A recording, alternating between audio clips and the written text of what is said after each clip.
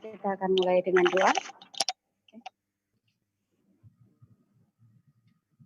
Sikap doa yang baik, teman-teman.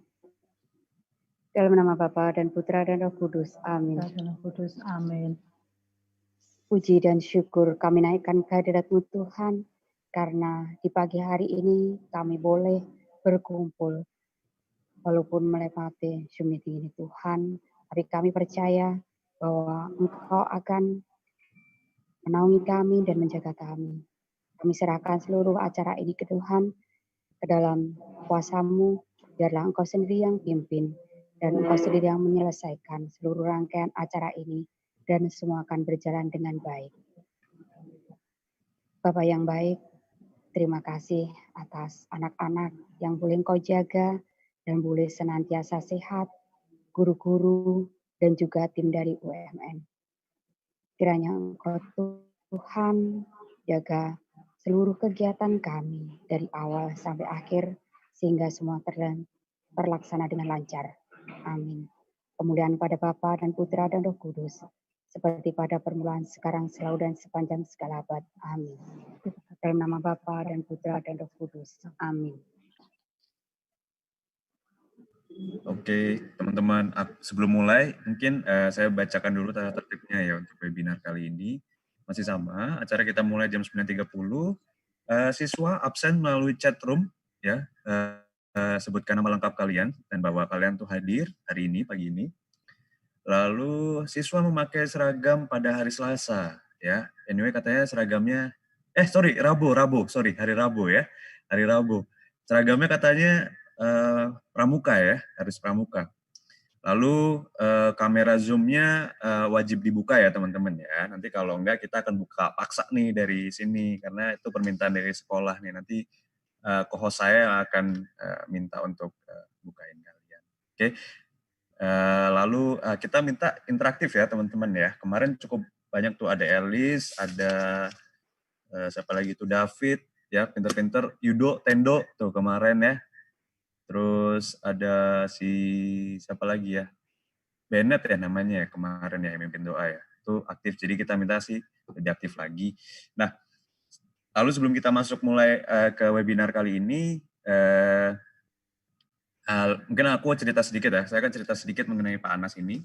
Pak Anas tuh dosen di ngajar S1 di UMN, dan dosen ngajar di S2 juga di UMN, terutama di bisnis ya, manajemen magister teknologi. Dan kalau di S1 itu beliau kepala program studi manajemen. Nah, di luar dari sebagai dosen, nah sebelum jadi dosen ini beliau praktisi ya. Jadi memang kalau di UMN ini mereka mau jadi dosen itu harus jadi praktisi dulu, dan kebetulan Pak Anas ini entrepreneur juga. Beliau punya konsultan banyak, terutama konsultan yang untuk pariwisata dan hotel. Ya Pak Anas ya, lagi kerja keras beliau ini, karena terutama di Bali ya Pak ya. Ya, betul. Ya, bagi teman-teman yang tahu bahwa di Bali ini kan lagi pariwisatanya lagi drop-drop. Nah, ini beliau ini yang ngurusin hampir semuanya untuk perhotelan, dan baik kafe maupun perhotelan yang ada di sana. Jadi nanti kalau misalnya mau tanya-tanya, silakan aja. Dan untuk Bapak Ibu guru nih, kalau mau lanjutin S2, silakan, terbuka untuk Bapak Ibu guru. Nanti langsung daftar aja ke Bu Rina. Karena ada program khusus ya Bu, untuk Tara Kanita ya Bu, khusus ya Bu ya. Jadi teman-teman kalau misalnya masuk ke UMN juga, S1, S2-nya dapat diskon. Nanti beliau juga yang ngajar juga. Asik kok orangnya ya, diajarin soal advertisement. Oke, mungkin gitu, tanpa banyak waktu dan tempat saya persilahkan untuk Pak Anas. Monggo Pak. Ya, terima kasih Mas Andri. Selamat pagi semua. Salam sejahtera bagi kita semua. Semoga semua sehat.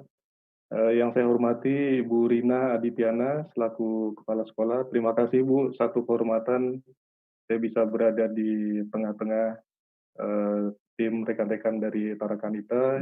Yang saya hormati para Dewan Guru semua. Yang saya banggakan nih generasi muda nih ya, rekan-rekan semua, siswa-siswi semua ya. Tadi saya dapat informasi ini naik kelas 11 atau 12 Mas Andri ya? Naik kelas 11 Pak, mau naik kelas 11 ya. Oh, oke. baik. Nah, kalau kelas 11 nih sudah kakinya ini sudah separuh keluar sekolah nih biasanya ini ya. Biasanya wawasan dan orientasinya ini sudah menjangkau keluar pagar sekolah nih. Nah, ini webinar ini satu kegiatan yang positif sehingga mudah-mudahan bisa memberikan manfaat buat rekan-rekan semua.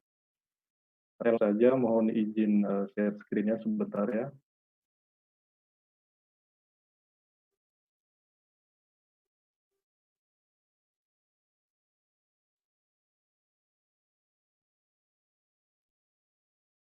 Baik, apakah sudah terlihat slide-nya?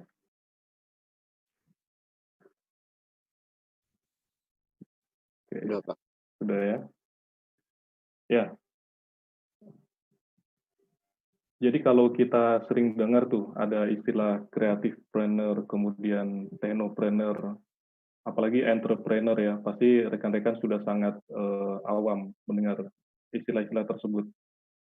Cuma problemnya istilah apapun yang disematkan kepada para praktisi yang memanfaatkan platform digital ini, itu packaging begitu. Tapi yang lebih penting adalah apa yang dijalankan, kan begitu. Kalau di usia-usia teman-teman di Tarki ini atau Tarakanita ini biasanya di level introducing ya, biasanya di level pengenalan. Yang penting gue populer dulu deh gitu.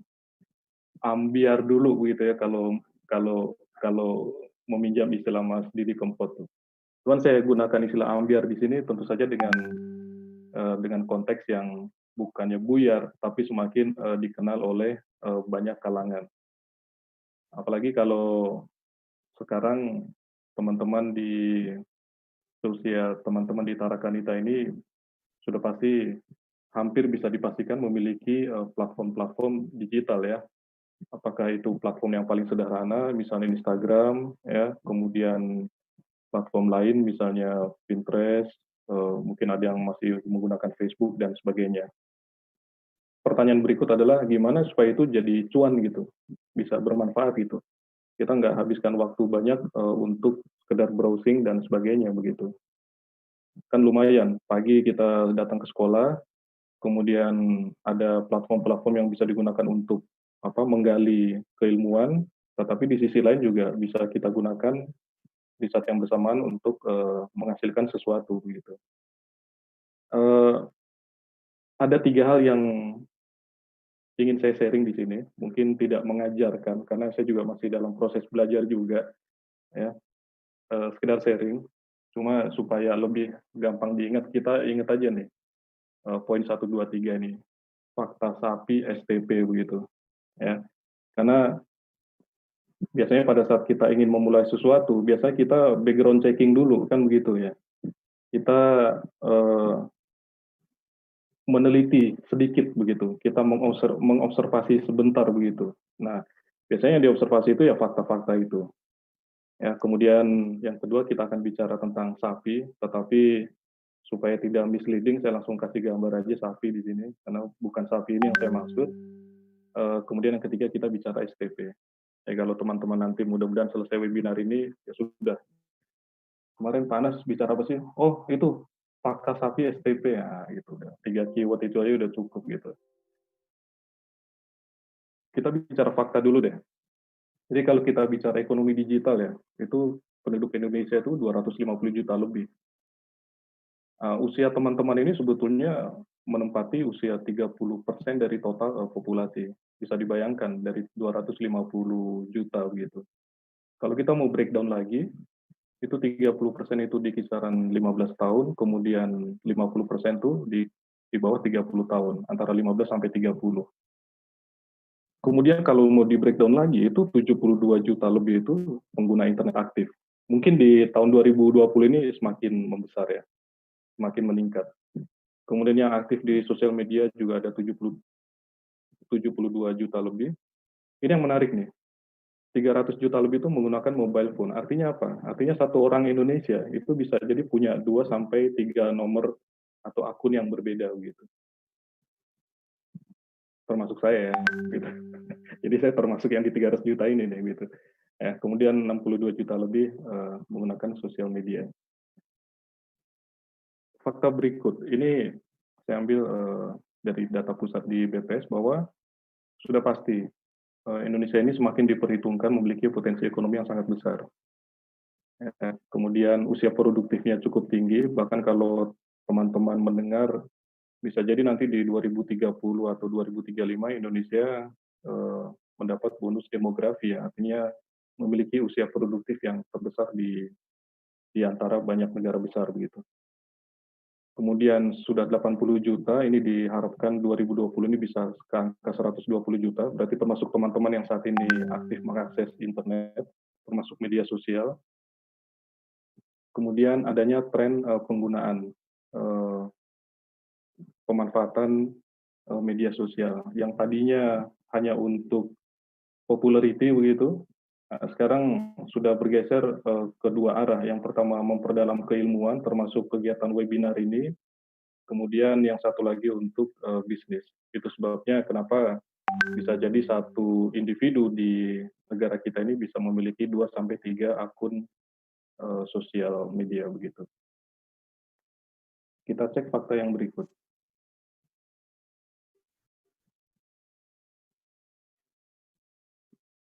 Kalau lihat trennya, kan pertanyaannya kan biasanya, kalau gue jualan ini laku nggak sih begitu ya? Kalau jualan ini bakal gagal nggak sih gitu? Kalau jualan itu gimana ya? Orang beli nggak sih gitu? Nah, ada bagusnya kalau kita sedikit mengadakan observasi. Jadi kita lihat nih, teman-teman lihat dari tahun 2010 ya sampai 2020 itu peningkatannya sangat drastis tuh, lihat tren belanja online ya. Jadi kalau dibilang masyarakat kita ini termasuk konsumtif, baik itu secara offline maupun online. Jadi kalau ada pertanyaan teman-teman yang ingin memulai sesuatu sebagai as a start begitu untuk memulai bisnis sesuatu, misalnya nanti setelah lulus sekolah sambil kuliah begitu. Jadi pertanyaan itu mudah-mudahan udah nggak jadi kekhawatiran lagi gitu. Karena pada prinsipnya pada saat kita menjual sesuatu, selama ya, nanti ada sedikit trik di slide berikut, selama kita fokus dan kita konsisten, itu hampir pasti akan dikonsumsi oleh orang begitu, dibeli oleh orang ya. Karena lihat trennya meningkat, 2021 ini bisa jadi 2 kali lipat. Ini dalam satuan miliar dolar ya. Kemudian kita udah adakan observasi sederhana, kita sudah adakan penelitian sederhana, teman-teman sudah tanya sana sini, mencari informasi, menggali informasi, kemudian oke, kita sepakat bahwa bisnis digital penting nih, sektor penting nih, apalagi sekarang pemerintah memberikan banyak stimulus ya, fleksibilitas, memberikan dukungan penuh begitu. Kemudian zaman sudah berubah, dari offline banyak yang going online. Kemudian para praktisi di bisnis ini juga diuntungkan bahwa sudah tidak ada lagi batasan gitu, batasan wilayah, batasan waktu, batasan generasi begitu. Udah nggak ada batas nih, makanya disebutnya borderless. Ya. Siapapun bisa beli, anytime, kapanpun, dimanapun. Nah, kita sama-sama sepakat. Berarti bisnis online tuh udah di depan mata. Oh iya banget ini. Tinggal pertanyaan berikut nih. Apa yang mau dijual gitu? Ya. Apa yang mau dijual? Nah, karena terlalu banyak informasi itu juga akan mengaburkan informasi itu sendiri begitu. Ya. Jadi kalau kita punya 10 keinginan, semuanya mau dijual, 10-10-nya berarti kita harus siapkan strategi untuk 10 produk tersebut. Nah, sebagai guidance, ini data terakhir di semester terakhir tahun lalu. Jadi rupanya yang paling laris, diprediksi paling laris untuk masa ke depan itu ternyata 50% itu produk-produk fashion atau aksesoris. Ya. Kemudian yang kedua itu produk-produk pakaian, aparel, ya. celana, baju, jas, dan sebagainya. Nah, baru produk-produk gadget ini ternyata di posisi ketiga. Kemudian ada produk elektronik, disusul dengan produk-produk kecantikan. Nah, kita bayangkan produk kecantikan itu ada di urutan kelima. Nah, kemudian urutan keenam komputer. Terus aja sampai ke bawah, produk terakhir ini food and beverage. Nah, kalau tadi Mas Andri sempat sampaikan bahwa saya juga mengelola beberapa usaha begitu, itu termasuk di dalamnya food and beverage. Jadi sekarang ini sedang dalam tahap merestrukturisasi. Bagaimana yang 3% ini itu bisa loncat paling tidak sampai ke 5 besar atau 3 besar, loncat ke atas begitu. Artinya apa? Berarti data ini bisa berubah, iya, betul. Tetapi paling nggak teman-teman nanti bisa lebih fokus. Jadi itu untuk menjawab pertanyaan yang di depan tadi tuh. Gue mau bisnis apa ya? Sepatu. Nah, cari aja sepatu di sini di mana nih? Ada di clothes kah? Ada di household kah? Atau ada di mana? Oh, saya mau bisnis gadget, atau saya mau bisnis souvenir misalnya. Nah, tinggal kita cari kemungkinannya ini ada di mana begitu. Nah, diharapkan data sederhana ini bisa membantu teman-teman nanti pada saat menentukan pilihan. Karena biar bagaimana kita harus memilih kan. Kita nggak bisa tidak memilih. Ya. Apakah di fashion yang nomor 1 itu dan aksesorisnya. Aksesoris ini maksudnya mulai dari ujung kepala sampai ujung kaki ya. Mulai dari topi, pita, dasi, dan sebagainya. Yang terakhir food and beverage. Kalau di perhotelan ya sudah pasti di yang paling terakhir tuh 3% itu. Oke. Pak, saya suka dengan souvenir. Saya suka tuh ngerajut-rajut, kemudian jadi benda tertentu, kemudian saya posting di Instagram segala macam. Nah, itu coba teman-teman lihat nih di kategori mana. Apakah di household ataukah di beauty mungkin, ya, sehingga teman-teman bisa tahu next step-nya harus seperti apa. Nah, kita masuk nih ke sapi. Ya, kalau tadi fakta, kita sudah cek fakta. Nah, kita berlanjut ke sapi. SA yang pertama ini adalah self-assessment. Self-assessment ini pertanyaan-pertanyaan sederhana yang bisa teman-teman tanyakan ke diri sendiri. Ya. Boleh nggak tanya ke orang lain? Boleh. Tapi yang paling pokok itu bertanyanya ke diri sendiri dulu begitu. Ya. Kemudian yang kedua, P itu peluang. Ya. Kemudian yang ketiga, ide bisnis. SAPI ini saling berkaitan. Saya tidak bisa langsung menemukan ide bisnis kalau saya tidak bisa melihat peluang begitu. Kemudian saya tidak bisa melihat peluang kalau saya tidak lakukan self-assessment. Makanya kenapa disebutnya SAPI, bukan ISPA. Kalau ISPA kan infeksi saluran pernapasan atas ya, atau APSI gitu ya. Gitu. Makanya kenapa disebut SAPI gitu. Ya, karena memang saling terkait. Nah, kita coba akses satu-satu ya. Nah, ini. Yang pertama nih, coba teman-teman tanya ke diri sendiri. Ini aku ini ada di mana ya? Ini analisis situasi. Yang dimaksud dengan ada di mana ini, apakah sedang berbisnis, apakah belum mulai bisnis, atau lagi cari-cari keterangan, baru mau bisnis. Ya. Biasanya kalau baru mau bisnis itu, kalau nggak langsung dimulai, nggak mulai-mulai tuh. Kebanyakan nanya, tapi nggak mulai-mulai begitu. Ya. Nah ini mesti dijawab. Kalau jawabannya adalah, oh saya lagi cari keterangan. Nah coba tanya lagi, saya udah berapa lama cari keterangan? Udah 3 tahun Pak. Nah, 3 tahun nyari keterangan terus kapan mau mulai kan gitu. Nah ini analisis situasi. Teman-teman boleh tanya ke diri sendiri ini. Posisiku ada di mana sih gitu. Oh lagi di Tarki, oke lagi di Tarki, terus apa yang lagi dikerjakan? Saya cuma belajar. Mau bisnis nggak? Enggak. Udah, berarti kita nggak perlu ke step berikutnya begitu. Yang kedua, potensial. Kalau saya mau bisnis, saya bisa sampai di posisi seperti apa ya? Teman-teman suka bikin kue nih. Terus tiap kali bikin tuh kuenya habis tuh, selalu dibeli sama temen, apakah offline atau online begitu. Terus teman-teman stop begitu. Nah, itu sebetulnya sayang tuh. Kenapa? Karena sebetulnya teman-teman bisa jawab pertanyaan kedua ini. Kalau kemarin laku 1000 toples misalnya, kenapa nggak gue lanjutin ya? Sampai 2000, sampai 3000 toples, sampai 10.000 toples. Ya kan? Jadi udah tahu pertanyaan pertama, pertanyaan kedua bisa dijawab.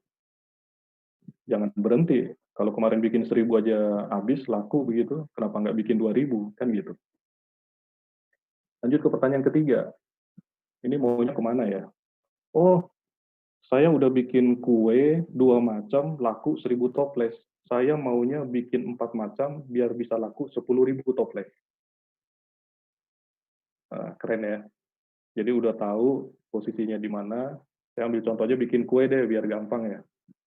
Kue ini kan everybody can make gitu ya. Kemudian biayanya relatif lebih terjangkau gitu.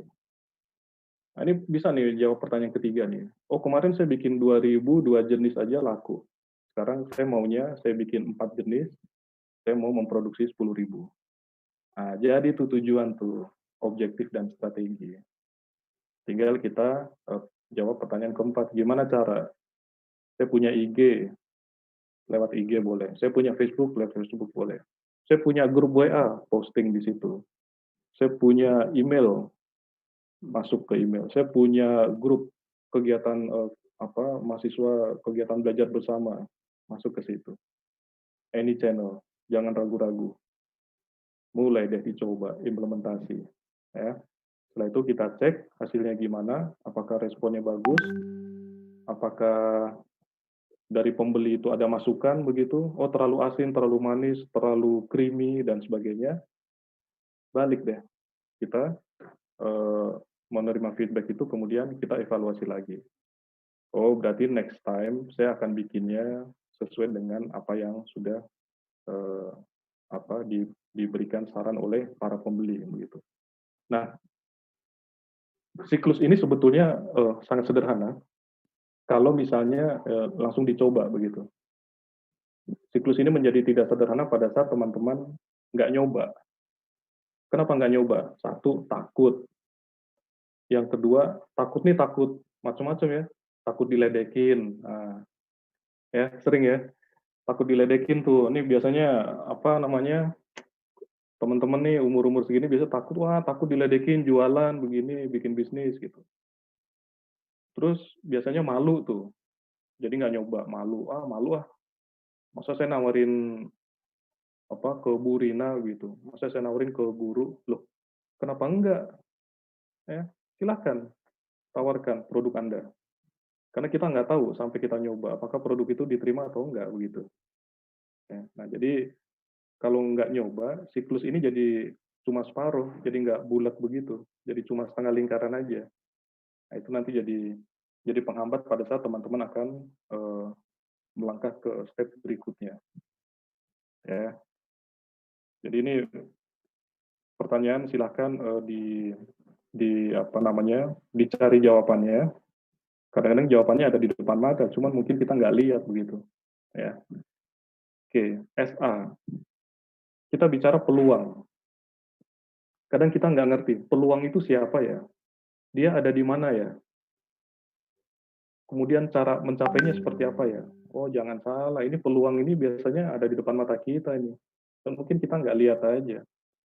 Lihat dari diri sendiri tuh, sumbernya ada tuh. Dari hobi, dari kegemaran kita, dari kegiatan, dari latar belakang, dan sebagainya.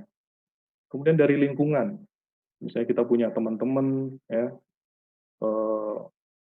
grup begitu, kemudian ada lingkungan, kita bisa dapat sumber peluang di situ. Nah, kemudian dari perubahan kita bisa dapat peluang juga. Misalnya sekarang ini kan perubahan semua mengarah ke implementasi teknologi, Zoom, webinar, logistik online, dan sebagainya. Ada 3, total nanti ada 6 kalau kita bicara sumber peluang. Ya, konsumen. Nah, ini konsumen ini jangan salah, ini mereka punya suara ini sangat penting nih. Ya.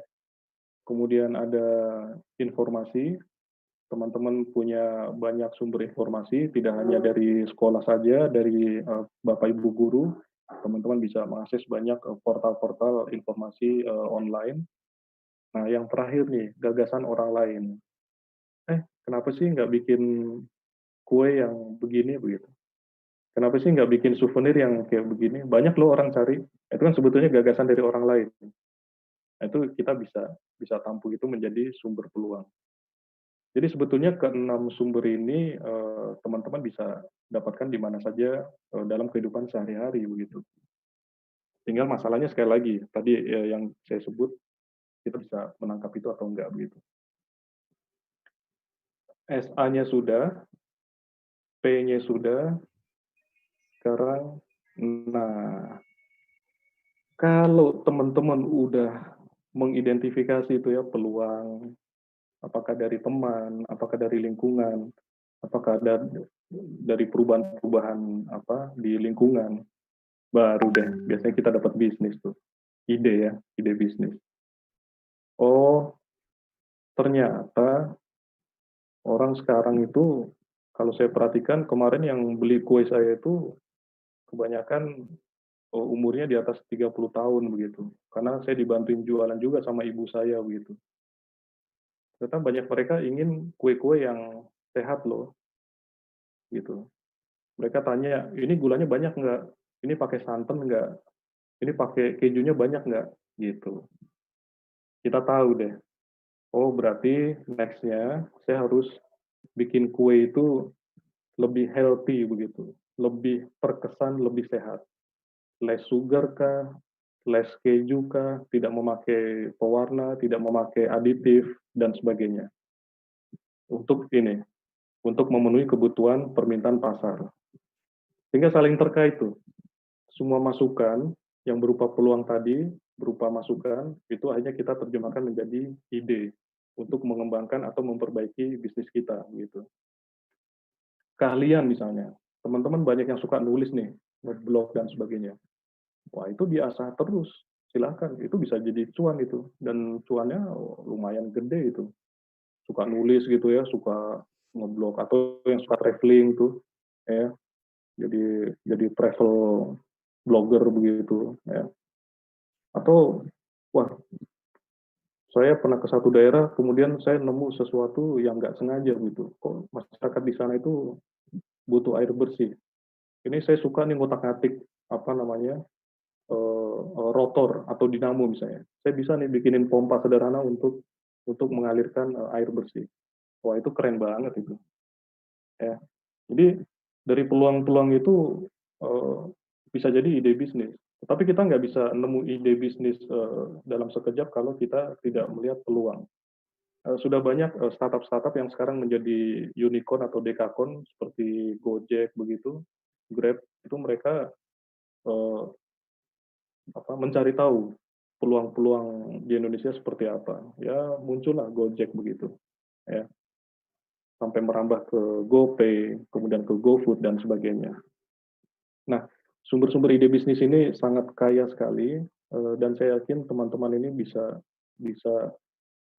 segera melihat ya apa yang dibutuhkan oleh masyarakat, apa yang dibutuhkan oleh teman-teman di sekolah, apa yang menjadi kebutuhan komunitas begitu, kemudian keahlian teman-teman seperti apa, itu bisa menjadi sumber-sumber ide bisnis. Walaupun terlihat sederhana, tetapi biasanya yang terlihat sederhana dan terlihat kecil itu justru yang nantinya akan menjadi besar begitu. Nah, SA sudah, peluangnya sudah, idenya sudah rapi ya. Sekarang kita pertanyaan berikut. Oke, jualnya gimana nih? Kalau tadi saya punya kue begitu ya, atau saya punya produk begitu. Nah, teman-teman ada tiga channel nih. Kalau teman-teman suka dengan web developer, bisa gunakan website sendiri. Atau paling simple, gunakan media sosial. Ya. Atau kita ke marketplace. Ada Bukalapak, ada Tokped, dan sebagainya. Pak, saya ingin gunakan semua, boleh. Semua channel saya mau coba, silahkan. Justru akan lebih baik. Tinggal nanti effortnya teman-teman harus luangkan sedikit waktu untuk memastikan produk itu terposting di platform tersebut. Ya. Kalau di kisaran usia teman-teman, kalau memang mau menggunakan Instagram, boleh. Tetapi saya akan arahkan kita menggunakan platform yang umum dulu ya. Misalnya di marketplace begitu. Nanti saya jelaskan alasannya kenapa. Kita tahu marketplace ini platform paling sederhana ya di digital. Ada Tokopedia, Shopee, Bukalapak, dan sebagainya begitu. Intinya tempat bertemunya para pembeli dan penjual gitu. Nah, ada istilah K3 nih. Ya. Jadi kalau teman-teman biasa bertransaksi, saya yakin teman-teman sering bertransaksi, itu pasti akan mengenal istilahnya rekber ya, rekening bersama. Ya, teman-teman transfer, tetapi tidak langsung sampai ke pihak penjual. Akan ditahan dulu sama marketplace, memastikan bahwa barang itu dikirim, baru dia akan sampaikan pembayaran itu ke penjual. Ini untuk menjaga K3 ini. Jadi kepercayaan, kenyamanan, dan keamanan dalam bertransaksi. Ya. Kemudian ya ini saya sudah jelaskan, teman-teman juga pasti sudah sering mempraktekkan ini. Tapi yang saya ingin tekankan sebetulnya kenapa sih dibuat sedemikian rupa begitu? Karena si marketplace itu punya kewajiban untuk memastikan bahwa produk yang teman-teman beli atau produk yang teman-teman jual di platform itu sampai ke tangan konsumen sesuai seperti yang dipesan begitu. Kalau teman-teman jadi konsumen ya berarti yang teman-teman pesan sesuai dengan pesanan. Ya. Kita breakdown lagi nih. Ya. Jadi kalau kita mau mengkategorikan platform untuk yang C2C ini customer langsung ke customer, sifatnya personal. Makanya teman-teman bisa melakukan chatting ke penjual atau melakukan chatting ke pembeli karena sifatnya memang C2C, langsung ke customer. Gan, ukuran 43 ada nggak? Gan, warna hijau ada nggak? Gan, warna ini ada nggak? Gitu. Ya, langsung chat begitu. Kalau small B2C, itu ada Elevenia. Sebetulnya Tokopedia bisa masuk C2C juga, sampai ke level-level yang besar, seperti Amazon dan Lazada. Nah, kalau untuk platform yang classified, itu ada OLX dan Kaskus. Ya, tapi untuk yang sifatnya personal, platform yang paling cocok, saya rasa di C2C. Oke, sekarang saya sudah punya produk, saya sudah tahu mau kemana, saya sudah pilih platformnya. Oke, sekarang next-nya apa? Ada dua nih. Satu, kita memaksimalkan platform. Ya, yang dimaksud dengan memaksimalkan platform, ya kita nggak cuma hit and run sekali transaksi setelah itu selesai. Kalau bisa kita gunakan terus. Terus yang poin kedua, nah kita masuk ke STP. STP itu segmen target positioning. Orang sebut segmenting boleh, orang sebut targeting boleh, positioning boleh. Saya jelaskan sedikit. Jadi begini, kalau saya jual kue tadi itu, sebetulnya saya mau jual ke siapa sih? Oh, ternyata yang beli konsumen saya umur 30 tahun ke atas. Terus mereka request tuh, gulanya sedikit aja, kejunya sedikit aja.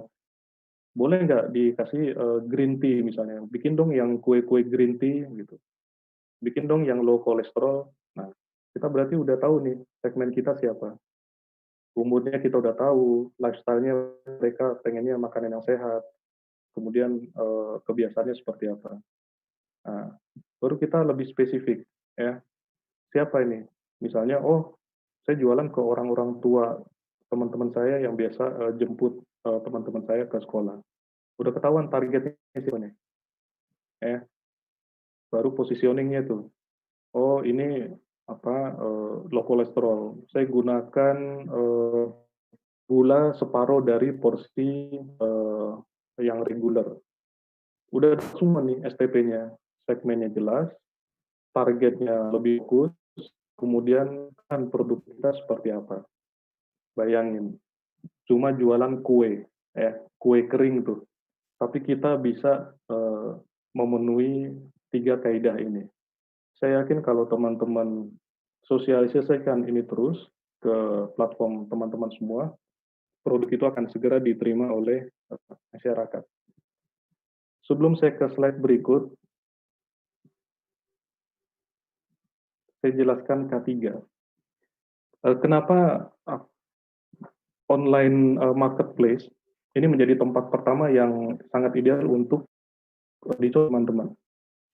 Karena kepercayaan. Coba, teman-teman jualan langsung ke Instagram, terus di-follow sama teman-teman yang lain. Instagram itu sifatnya personal.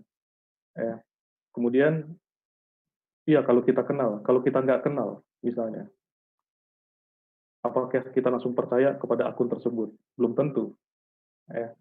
Apakah kita langsung ngerasa nyaman begitu pada saat orang nge-follow saya, kemudian saya accept, ternyata mereka mau menjual sesuatu yang tidak saya butuhkan. Saya jadi ngerasa nggak nyaman. Itu sebenarnya kenapa akun-akun yang sifatnya sangat personal seperti Instagram, ini merupakan step berikut setelah kita membangun kepercayaan, trust building. Jadi kalau teman-teman transaksi lewat Instagram tuh pasti dikasihnya nomor rekening pribadi, benar nggak? Pasti dikasih nomor rekening pribadi. Siapa yang mau menjamin keamanan, apakah itu betulan dia jualan produk itu atau enggak begitu. Itu sebabnya kenapa Instagram ini sesuatu yang pada saat kita sudah memperoleh tingkat kepercayaan, kenyamanan, dan keamanan di tingkat tertentu. Kalau mau lebih aman, di awal-awal marketplace pilihan yang sangat ideal. Nah, saya kembali ke STP sedikit lagi. Jadi ketiga proses ini sudah dipenuhi. Apapun produknya, apapun gaya kita pada saat kita menjual, tapi tiga proses ini kalau bisa itu dipenuhi. Satu slide terakhir, sedikit penjelasan. Jadi kalau segmen itu berarti kelompok target yang lebih luas. Ini usia, gaya hidup, dan sebagainya. Kemudian target lebih spesifik. Tadi kita sudah tahu siapa saja menjadi target, orang tua, kemudian orang tua yang mana, begitu, orang tua yang menggunakan, yang menjemput teman-teman saya, yang mempunyai hobi, yang akan menjual produk kita lagi. Nah, itu lebih spesifik. Kemudian positioningnya, produk kita kelebihannya apa? Memiliki kadar gula yang rendah, kemudian lebih sehat, dan sebagainya. SPP. Fakta, sapi, SPP. Nah, sedikit tambahan, beberapa peluang yang teman-teman bisa coba. Nah, ini ya, kalau tadi masih bingung tuh ngejawab, saya mau jual apa nih? Nah, ini banyak nih. Kita mau jual di website sendiri, kita mau menjual di marketplace, kita mau jadi dropshipper.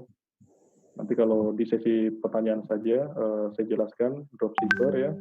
Kemudian apakah kita mau menjadi publisher iklan, kemudian kita produk afiliasi, ya. Bahkan kalau teman-teman misalnya ada yang punya kelebihan bisa berbicara bahasa asing, 2 atau 3 bahasa asing, bisa loh buka kursus online ya. Ada desain grafis, jasa desain grafis, kemudian menjual royalty free foto dan sebagainya. Nah, terakhir menjadi YouTuber, walaupun masih banyak list di bawahnya, ya, banyak sekali peluang. Ngomong-ngomong soal YouTuber ini, sekarang teman-teman tahu lah ya, YouTuber nomor 1 Indonesia sekarang siapa ya?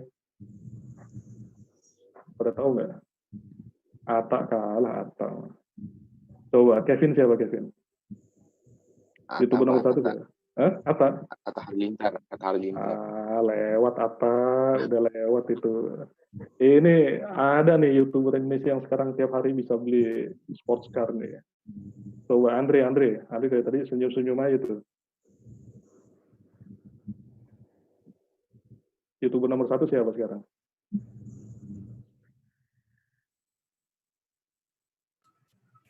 Ada apa, Pak? YouTuber nomor 1 siapa sekarang? Indonesia. Keke ya, Pak? Mbak Imbong ya.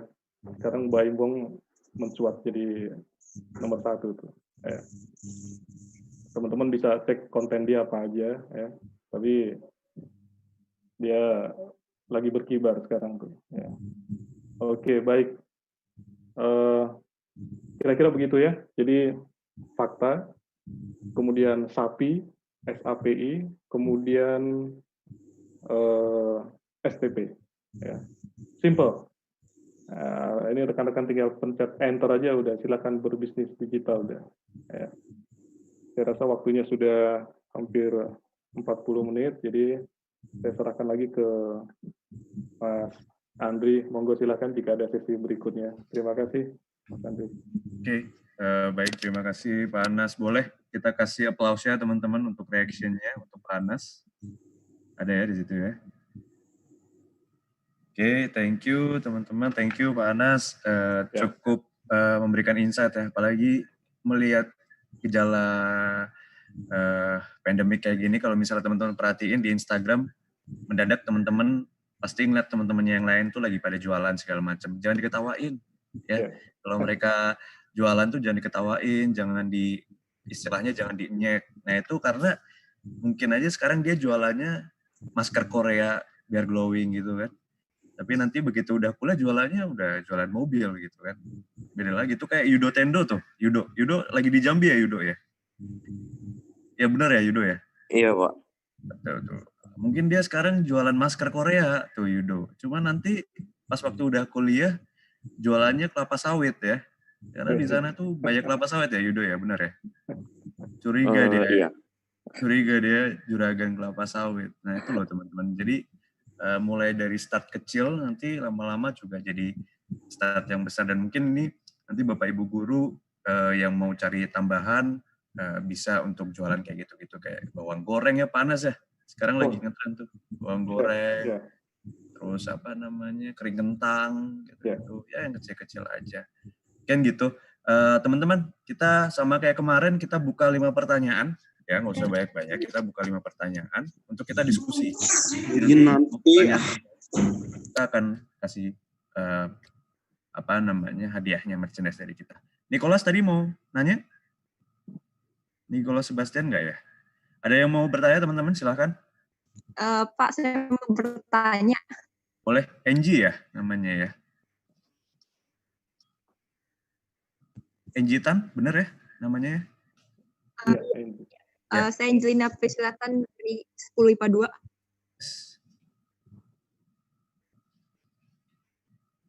Boleh, silakan Angie. Saya mau tanya, kan tadi kan misalkan sudah ada ide dan sudah ada keahlian yang mau dilakukan. Tapi kalau misalkan modal tidak memadai, bagaimana? Dan tidak mau misalkan meminjam uang gitu, ada alternatif nggak? Makasih. Thank you Angie, pertanyaannya good question. Boleh Pak Anas langsung dijawab Pak. Iya, terima kasih Mas Santi. Jadi begini Angie, jadi konsep bisnis digital itu kan memang konsepnya gimana dengan tidak ada modal, itu kita bisa bisnis. Justru itu konsep digital. Karena sekarang banyak platform-platform yang memang disediakan fitur-fitur yang disiapkan begitu tanpa harus mengeluarkan modal dalam jumlah tertentu begitu. Ya. Sekarang misalnya teman-teman mau memposting sesuatu gitu, itu kan bisa aja produk yang kita posting itu nggak harus kita beli dulu gitu. Ya, kita kerjasama dengan rekanan begitu, nanti kalau produk itu mulai laku, baru kita bicarakan bagi hasil misalnya. Itu salah satu contoh, NG. Berarti di awal kita nggak perlu ada modal tertentu. Oh iya, nggak perlu. Ya. Dan banyak platform digital yang memang disiapkan secara free untuk digunakan begitu. Tapi saya perlu barang sampel Pak, misalnya tadi masker Korea tuh. Oh kita kan nggak perlu beli maskernya dulu. Kita bisa tuh cari provider-provider yang bisa menyiapkan contoh-contoh masker Korea. Kita kerjasama dengan dia. Nanti setelah barang itu laku, mulai terjual, nah kita profit sharing. Pakai modal nggak itu? Kagak, cuma buka akun doang itu. Gitu kira-kira, Mas Andri. Oke, Thank you, Panas. Udah cukup jelas belum, Enji? Jadi kayak jadi orang ketiga gitu, Enji. Yes. Jadi kayak kamu buka aja toko etalase di Tokopedia, tapi kamu bisa ambil dari barangnya nih, misal dari Tanah Abang nih. Toko Tanah Abang nggak punya toko online nih. Nah, kamu bikinin toko online-nya. Benar ya, Panas ya? Betul banget. Ya. Gitu. Cukup jelas, Enji, jawabannya? Cukup, makasih. Ya, sukses ya, Enji ya. Good question. Ada lagi, teman-teman? Enji nanti dilihat ya, di chat nomor telepon kakak, nanti kirimin alamat lengkap kamu, jadi nanti kita bisa kirim merchandise, kayak kemarin si David dan kawan. Ada lagi, teman-teman? Mau nanya, Kak. Siapa nih? Benedict. Benget ya. Juga tadi mau nanya ya, Benget ya? Benedict dulu. Iya. Ya, oke, Benedict baru Benget ya. Ini kan misalnya kalau kita bisnis online, kita jual barang, misalnya kita impor gitu, kita mau jual barang impor. Ini bukan PO ya, tapi misalnya barangnya udah ready stock gitu. Kan pastinya kita harus tanggung biaya impor ya dong. Dan karena pengalaman saya itu, saya beli barang ready stock itu, misalnya saya impor di Jepang, saya beli itu harganya jadi naik jauh banget gitu dari harga aslinya. Padahal kan Jepang punya politik dumping. Jadi gimana cara efisiensinya biaya impor tersebut? Oke, good question. Waduh, berat ya. Masih SMA udah ngimpor loh. Keren ya, Pak? Boleh, Pak Anas? Ya, oke. Ya, thank you, Benedict. Jadi kalau kita, kan ada dua jenis pembelian ya. Kita beli putus dan kita consignment. Nah, case-nya Benedict ini saya rasa beli putus. Itu ada dua risiko yang kita tanggung. Satu, biaya itu mengikuti kurs terakhir, termasuk biaya perizinan dan sebagainya. Yang kedua, kita ada biaya stok tuh, Benedict. Karena kalau stok itu ada di kita, tidak terputar, tidak terjual, itu namanya, kalau teman-teman di Glodok bilang, wah, stok gue mati nih, nggak muter nih barang nih, kan gitu ya. Yeah. Gitu. Nah, ada dua risiko. Nah, kalau bisa, itu dihindari. Tapi gimana Pak, saya udah terlanjur nih. Nah, cari kaki di bawah, Benedict. Cara yang paling cepat, cari reseller di bawah. Oh. Nah, gitu, cari reseller. Ini teman-teman yang belum dapat ide bisnis nih, colek aja tuh. Weh, reselling mau nggak? Produk apa nih? Masker Korea, cakep nih. Oh iya deh, gue bantuin. Dapat satu kaki itu di bawah. Ya nggak? Iya. Nah, tarik kaki di bawah, Benedict. Walaupun Benedict bergerak juga. Target pertama, kalau Benedict terlanjur melakukan stok atau persediaan, itu habiskan dulu persediaan. Jangan lakukan pembelian dulu. Ya. Nah, nanti setelah stoknya habis, baru strategi yang seperti tadi ditanyakan oleh Enji bisa dilakukan. Profit sharing. Oh. Gitu. Okay. Ya. Makasih, Pak. Good luck ya. Keren tuh, keren. Keren banget, parah. Benedict mungkin bisa join bareng Enji kali. Enji kan juga tadi mau jadi reseller juga ya kan. Bisa gabungan tuh bareng-bareng. Good question. Benget, next. Udah cukup jelas ya, Benedict ya? Sudah cukup jelas ya, Benedict ya? Ya, udah jelas. Makasih. Oke, Benget, boleh. Silakan, Benget. Ya Pak, saya Benget Valentino Pangariguan dari kelas 10 IPA 2. Iya Pak, tadi kan Bapak kan cukup menjelaskan kan, sebagai ada berbagai macam media, terutama media sosial yang bisa dijadikan platform untuk memulai bisnis. Di samping kita melihat sisi positif yang bisa menguntungkan kita, sifat sisi negatif yang mungkin bisa menjadi penghalang atau bisa kita hindari gitu Pak. Ya, terima kasih. Oke, good question banget. Sisi negatifnya ya. Sisi negatif ya, atau penghalang begitu ya. Ini dipercaya atau enggak nih, Benget. Itu penghalang itu sebetulnya kita sendiri sih, Benget. Bukan orang lain. Iya. Jadi barrier penghalang, itu hambatan, itu hampir 100% dari kita sendiri. Itu tadi tuh, malu, takut dicengin sama teman-teman, segan, takut gagal, itu semua dari diri sendiri. Makanya kalau di bisnis ada namanya istilah mental blocking. Oh, iya. Blocking ini harus kita buka. Karena kalau kita udah mental blocking, itu kita nggak akan maju-maju. Cuek aja dicengin, besok-besok malah dia jadi reseller kita. Oh iya. Iya kan? Begitu lihat bisnis kita bagus, boleh dong gue jadi reseller lo gitu. Nah kan? Gitu ya. Maju terus. Oke. Oke. Jadi jatuhnya ke ini diri sendiri aja ya Pak ya berarti ya untuk mulai bisnis. Betul. Itu yang pertama harus dilepaskan tuh, Benget. Gitu. Oke, terima kasih Pak. Ya. Keren banget, Benget. Benget, mungkin tambahan Benget, selama saya belajar juga di S2, diajarin Pak Anas juga, ini masukan dari Pak Anas, ketika kamu ngambil di sosial media, kan kita biasanya suka endorse tuh ya, Benget ya? Iya. Nah, KOL-nya mesti harus diperhatiin juga ya Pak Anas ya? Iya, betul. Key opinion leader-nya, punya background-nya tuh dia kayak gimana, jangan sampai jadi malah bumerang. Oh. Ya. Thank you, Benget. Pertanyaannya keren-keren. Pinter-pinter nih, pantesan Tarki 2 nih ya. Ampun. Ada lagi, teman-teman? Boleh? Android ya? Dulu IPS 1. Android Sution ya? Kalau misalkan kayak tadi kan yang Bapak bilang ada yang kerjasama sama misalkan ada orang yang kerjasama sama misalkan perusahaan pen gitu ya kan, nanti kita ambil dari dia. Ya. Kalau misalkan langsung dari ambil pabrik atau dari perusahaan produsennya kan otomatis harganya bisa relatif lebih rendah. Tapi kalau misalkan ada orang yang ngambilnya langsung dari reseller lagi kan otomatis jauh lebih mahal. Dan untuk mengatasinya itu kalau misalkan biar kita dapat menyaingi harga pasaran itu gimana Pak? Oke, good question. Android, boleh Pak? Ini keren nih Mas Andi, pertanyaan Android nih, sama seperti sebelumnya nih.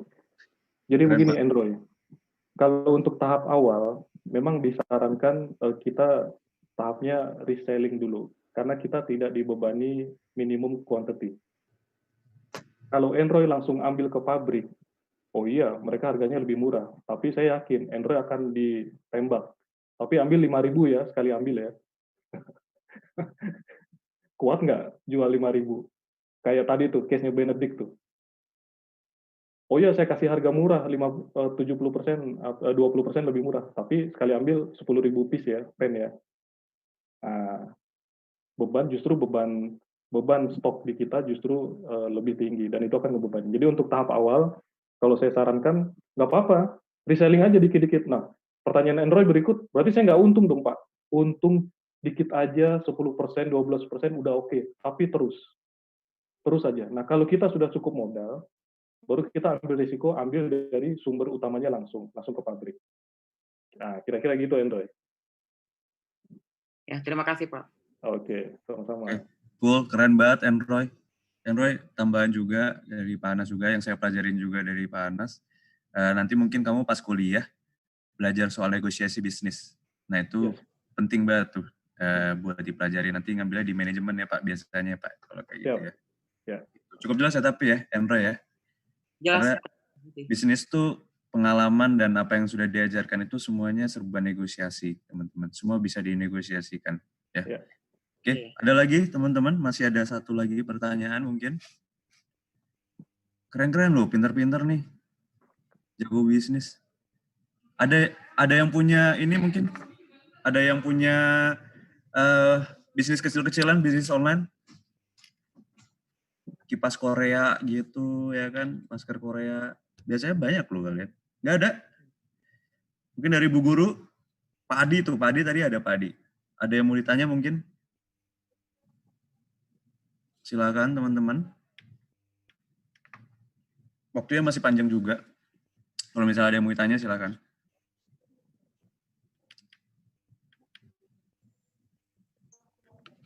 Ya, saya Kak. Gian ya. Oke, Gian. Selamat pagi. Perkenalkan, nama saya Pascasus Gian dari kelas 10 MIPA 2. Oke. Ya, oke.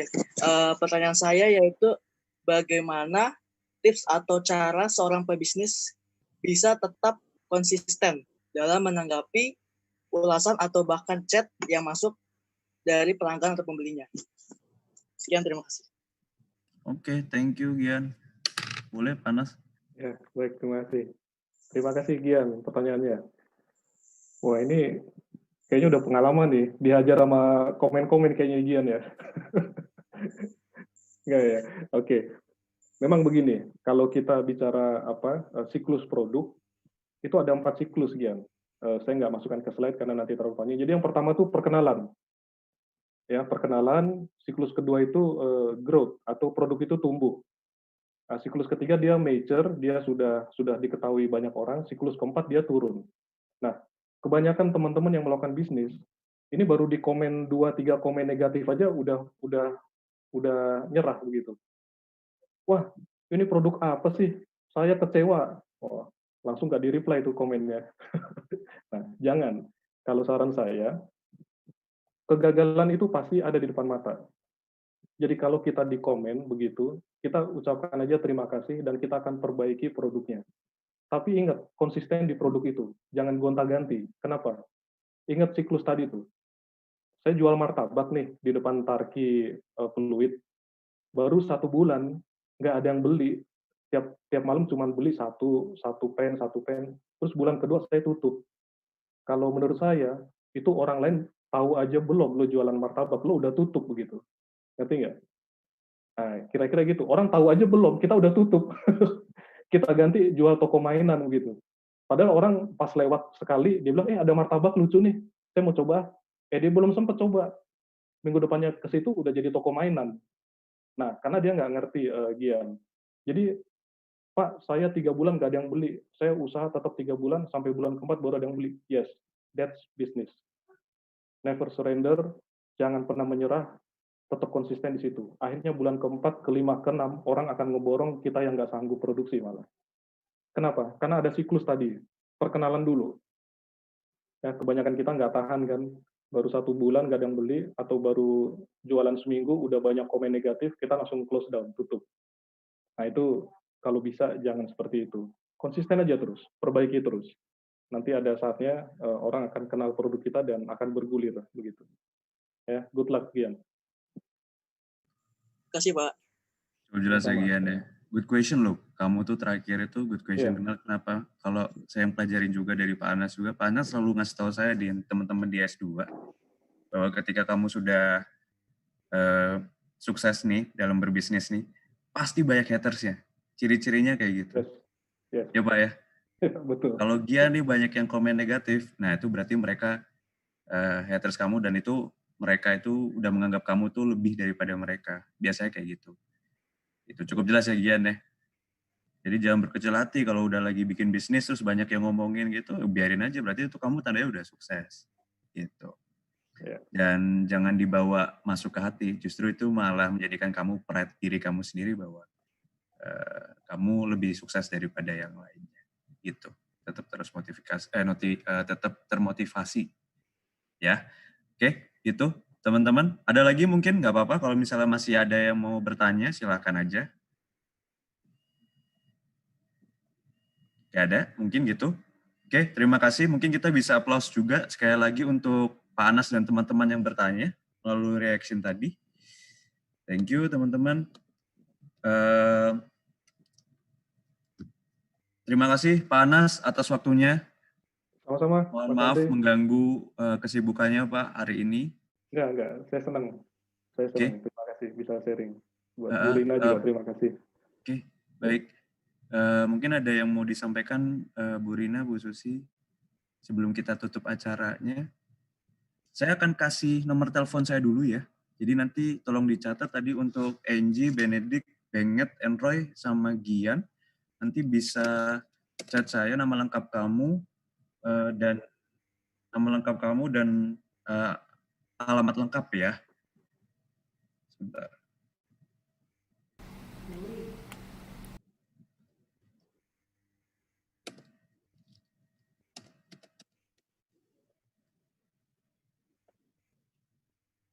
Nanti tolong dicatat, nanti langsung mention aja ke WhatsApp nama lengkap kamu sama alamat lengkapnya ya yang ditinggalin. Jadi nanti kita langsung kirimin merchandise-nya via paket. Betul. Terima kasih. Bu Rina, mungkin ada Bu Susi? Ya, selamat pagi semuanya, Mas Andri.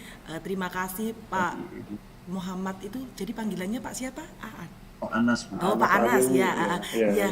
Pak Anas terima kasih sekali. Memang anak-anak muridku itu kalau ngomongin tentang bisnis mereka nomor 1. Mungkin masih ada yang mau nanya lagi meskipun mereka jurusan IPA biasanya berujung pada ambil jurusannya adalah bisnis. Jadi Mungkin pembicaraan kita pagi hari ini sungguh menarik. Terima kasih sekali untuk informasinya, untuk inputan-inputan, dan semoga itu bisa, mereka kan masih kelas 10 nih, jadi membuka wawasan mereka untuk kedepannya. Dan seperti tadi disampaikan, bukan sesuatu hal yang tidak mungkin bagi anak-anak bahkan yang masih duduk di sekolah untuk berbisnis seperti itu ya Pak. Mereka nomor 1 Pak, kalau suruh cari dana, suruh jualan, itu nomor 1 mereka. Jadi tidak diragukan kalau anak-anak Fluid ini. Jadi terima kasih sekali untuk informasinya. Semoga itu bisa membantu anak-anak kami untuk mengembangkan talenta mereka, karena kami tidak tahu talenta mereka ini apa ya. Mungkin memang di bidang ini karena basic orang tua mereka juga sebagian besar berdagang begitu Pak. Sekali lagi terima kasih. Mohon maaf jika ada hal-hal yang kurang berkenan.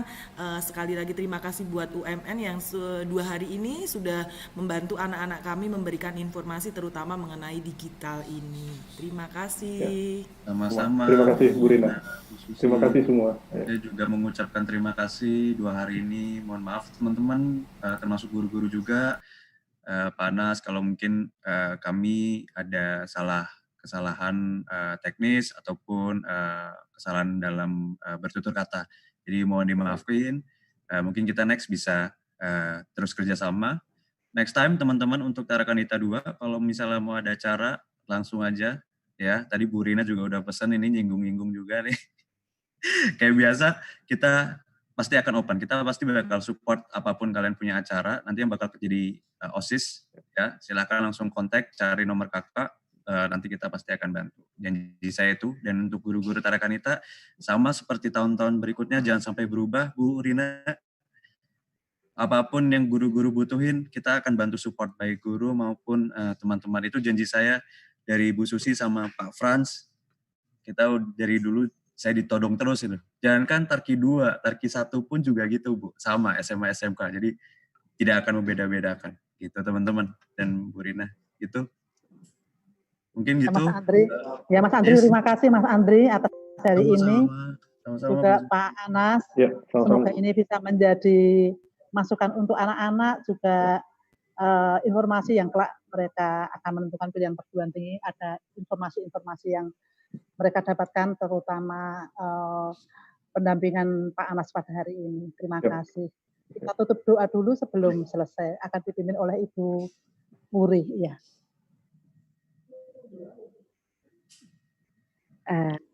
Ya, terima kasih. Mohon maaf, kita akan pimpin secara Katolik. Kita akan bersatu dalam doa. Dalam nama Bapa dan Putra dan Roh Kudus. Amin. Terima kasih Tuhan atas hal baru yang boleh kami terima di siang hari ini. Sungguh, semua ini membuka wawasan kami untuk mengenal begitu banyak cara untuk menjadikan kami lebih sukses di kemudian hari. Biarkanlah kami tetap belajar Tuhan dari hari ke hari, dan kami boleh menerima masukan yang positif untuk kami, sehingga kelak kami boleh berkembang secara positif pula. Kami juga berdoa Tuhan untuk keluarga Bapak Anas dan Mas Andri. Tuhan, kiranya Engkau jaga kesehatannya, sehingga mereka boleh melewati semua dengan baik, dan tetap sehat, dan tetap Kau jaga keluarga mereka. Kami juga berdoa Tuhan untuk siswa-siswi kami, kiranya Engkau dampingi pribadi lepas pribadi, sehingga mereka pun dapat berkembang sesuai kemampuan dan talenta mereka, sehingga nantinya mereka akan layak dan pantas di hadapan-Mu. Kami serahkan hari ini Tuhan, di sisa hari ini, ke dalam campur tangan kuasa-Mu. Biarlah rencana-rencana kami hari ini sungguh berjalan dengan lancar. Dan kami berdoa Tuhan, semua acara boleh berjalan dengan lancar, dan kami boleh mensikapi dengan positif. Amin. Dalam nama Bapa dan Putra dan Roh Kudus. Amin.